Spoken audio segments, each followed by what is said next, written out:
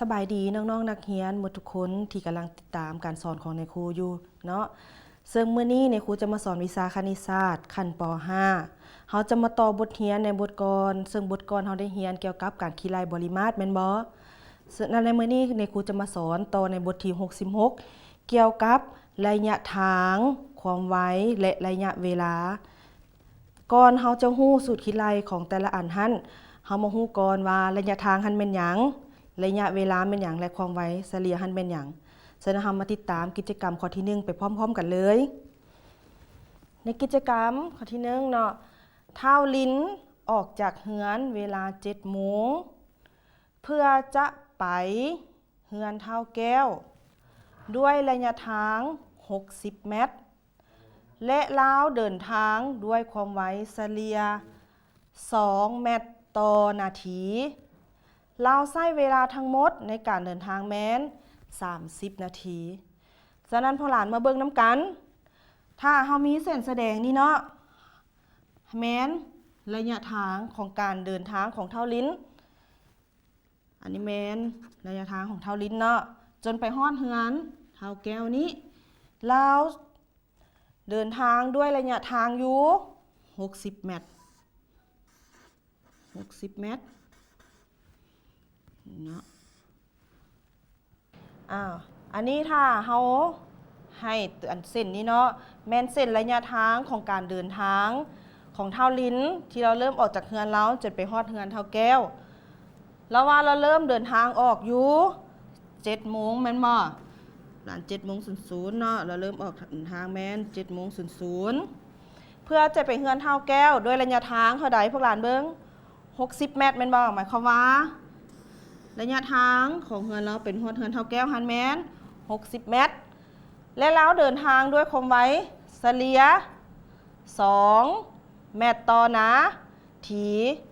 หมายความว่าเราเดินทางนี้ความไวเฉลี่ยนี่นะบ่เราไปเท่าใดก็อยู่2 เมตร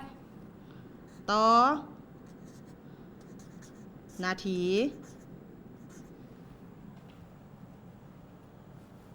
ลาวใช้เวลาทั้งหมดในการเดินทางแม้น30 นาทีอันนี้เป็นเวลาของการเดินทางของเราแม้น30 นาทีเนาะฉะนั้นพวกหลานเบิ่งดูถ้าเราเริ่มออก7 โมงเราใช้เวลาเดินทาง30 นาทีแล้วสิไปฮอดเฮือนเท้าแก้วฮอดจักโมงหมายความว่าเราจะฮอดเฮือนเท้าแก้วให้แม่น7 โมงกับ30 นาทีเมื่อเฮาฮู้นี่แล้วเนาะฉะนั้นเฮามาสัญลักษณ์ตัวระยะทางความไวและระยะเวลานำกันเลยระยะทาง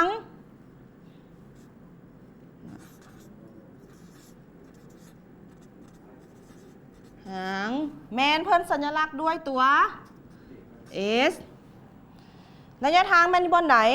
แมนบอลที่เราเริ่มออกจากนี้แหละเนาะจากเฮือนของเราจนไปฮอดนี้นี่เอิ้นว่าระยะทางที่เราออกไปนี่นะเมื่อทั้งหมดนี่เอิ้นว่าระยะทางที่สัญลักษณ์ด้วยตัว S เมื่อฮู้ระยะทางแล้วอันนี้เป็นหยังพวกหลานว่าเป็นหยังนี่30 นาทีนี่แมนระยะเวลาฉะนั้นระยะเวลาแล้วแทนให้ด้วยตัวหยังตัว T ต่อไปเราว่าเราย่างไปด้วยความไวเฉลี่ย2 เมตรใดเราไปอยู่ต่อ1 นาที2 เมตรใดเราไปต่อ1 นาทีฉะนั้นนี้แม้นความไวเฉลี่ยฉะนั้นความไวเฉลี่ย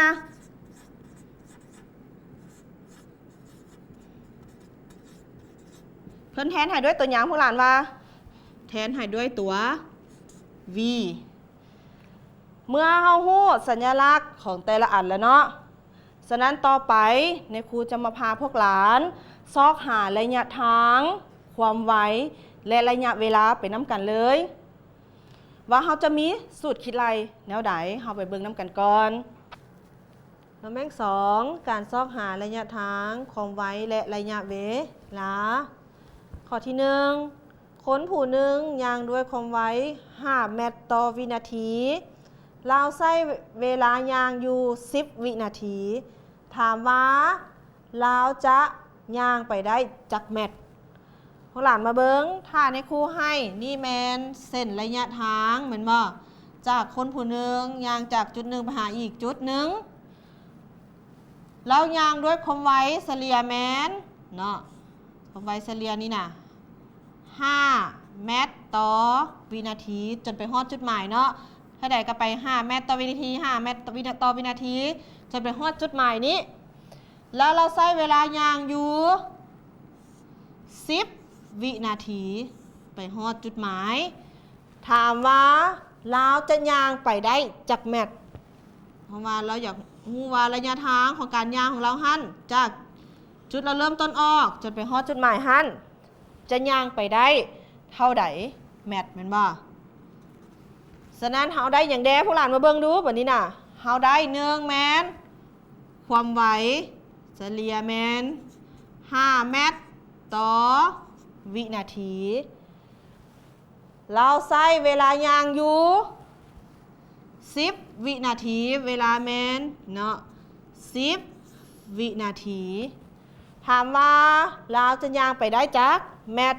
หมายความว่าเราอยากรู้ระยะทางจะย่างไปได้เท่าใดแมตรพวกหลานมาเบิ่งดูบัดนี้เราอยากรู้ว่าเราย่างไปด้วยระยะทางเท่าใดแมตรรู้ว่าเราใช้เวลาในการย่างหันแมน10 วินาทีบัดนี้1 วินาทีใดเราไปได้อยู่5 เมตรหรือว่า5 เมตรใดเราไปได้อยู่1 วินาทีบัดนี้เราไปได้ด้วยเท่าใด10 วินาทีเป็นบ่ถ้า10 วินาทีจะไปได้ระยะทางทั้งหมดเท่าใดฉะนั้นเราจะได้ระยะทางเท่ากับเอา5คูณให้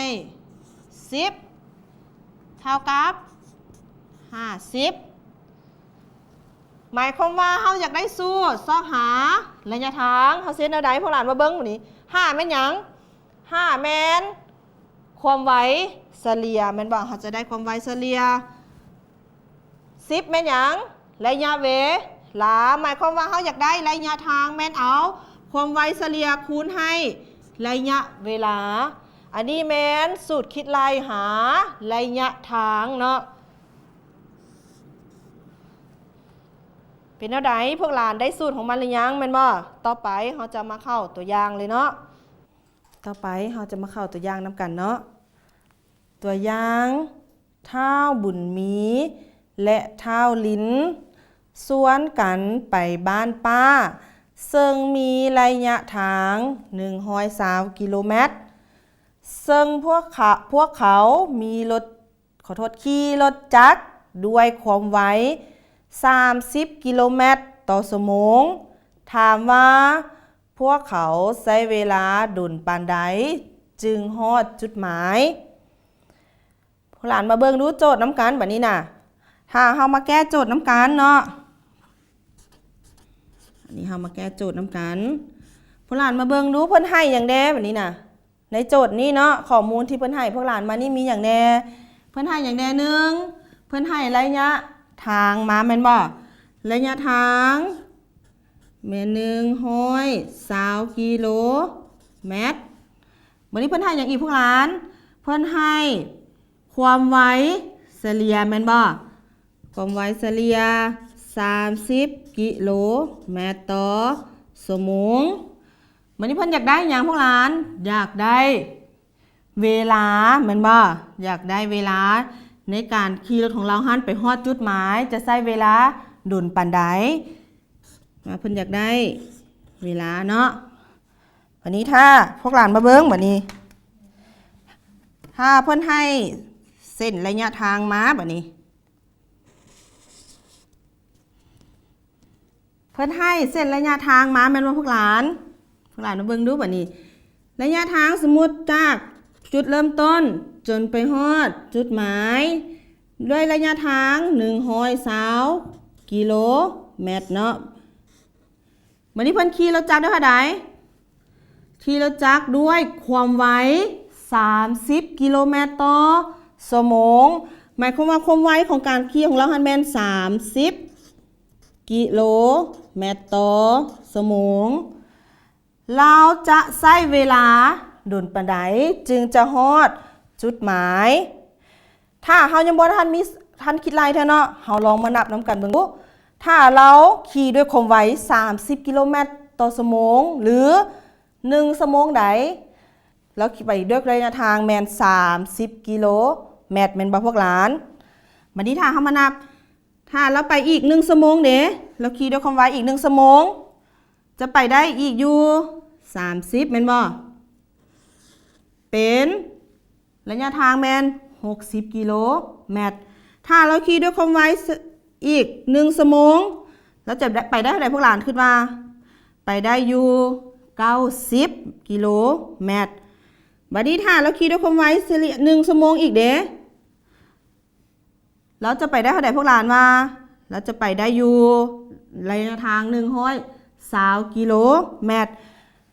พวกหลานนับเบิ่งนำในครูเมื่อกี้นี้พวกหลานนับได้จักชั่วโมงนับได้4ชั่วโมงแม่นบ่หมายความว่าเราขี่รถท่านใช้เวลา4ชั่วโมงเราไปได้อยู่120กิโลเมตรบัดนี้เราจะออกขอโทษเนาะเราจะได้4ชั่วโมงแท้หรือบ่บัดนี้น่ะเฮามาลองแทนสูตรคิดไล่น้ำกันว่าเฮาจะคิดไล่ได้ออก4ชั่วโมงคือกันบ่โดยเพิ่นว่าอยากได้แม่นว่าอยากได้เวลาในการเดินทางแม่นเอาระยะทางหารให้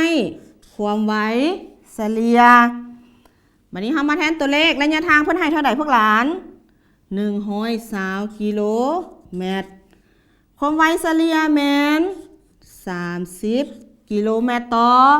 ชั่วโมงบัดนี้เฮามาหารบัดนี้น่ะ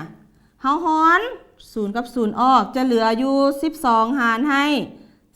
3 12หาร3จะได้อยู่4หมายความว่าเวลาของการเดินทางของเราหันแม่นอยู่4ชั่วโมง